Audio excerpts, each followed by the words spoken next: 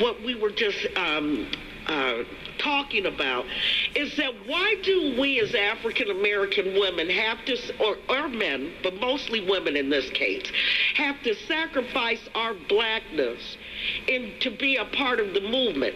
When I said that the Women's March, that it fights sexism, racism, and corruption and misogyny, who comes to the aid of black women? We're jumping on board. We were very supportive. I mean, you are one of the greatest organizers, the greatest organizer of that march in 2016. At what point do black women have to stop being black in order to be a part of these kind of movements? Well, let me just clarify something, Perry, and thank you for that acknowledgement of who I am. Yes. And let me just say this. I am unapologetically black. I am unapologetically a black woman and unapologetically a Christian woman. So I don't step out of who Jackie is. That's right. For anything or anyone. So let's be real clear on that. And as a leader for this movement of women here in Chicago and around the country, I would offer that we work very hard, have been, and I've shared this with you before, right, to make sure that African American women, as well as women of all races, are supported. Mm-hmm. Isn't that the whole issue for the Women's March movement, is that we would come together as women and support. That's right. And support each other.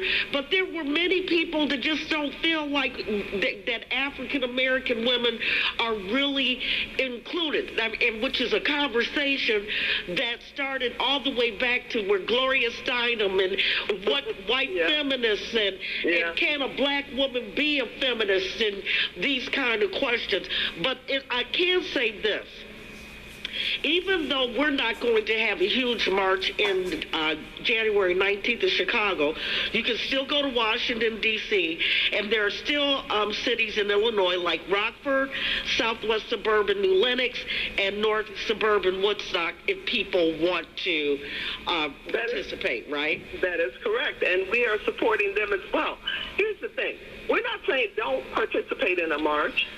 What we said since we decided to do a second march in this year, which to my knowledge no other march organization or group did or tried to do, and no reflection on them for not doing it. Right. Our goal for doing a second march this year was to do just what happened, and that was to help to create a blue tsunami in the state of Illinois and a blue wave throughout this country so that we could affect change. We wanted to do more than march, and we did that by moving people to the polls. So that is another reason that we, have decided in the upcoming January 19th anniversary date not to do a march, but to get people out in action. Mm-hmm. We talked about that from the beginning. We want people to do, and people have said that, honey. If you go to our Facebook, people are saying, you got a few people that said, I really want to, like you said at the opening of our interview. Mm-hmm. We miss March and we want to march. There are people, and we respect that. Right. But there are so many more people that are saying, I want to do something. But we've got some municipal elections. We've got a huge municipal election coming up in February.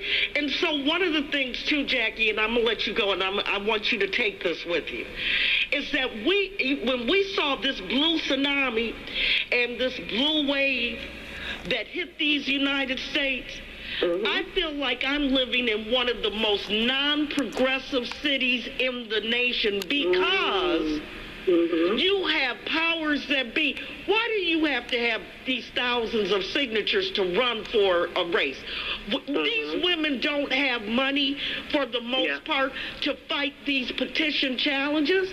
So I feel like we're not really being progressive. And why in the hell are we having a municipal election in the worst month of the year in Chicago in the month of February? These are the sort of things that we need to be talking about, right?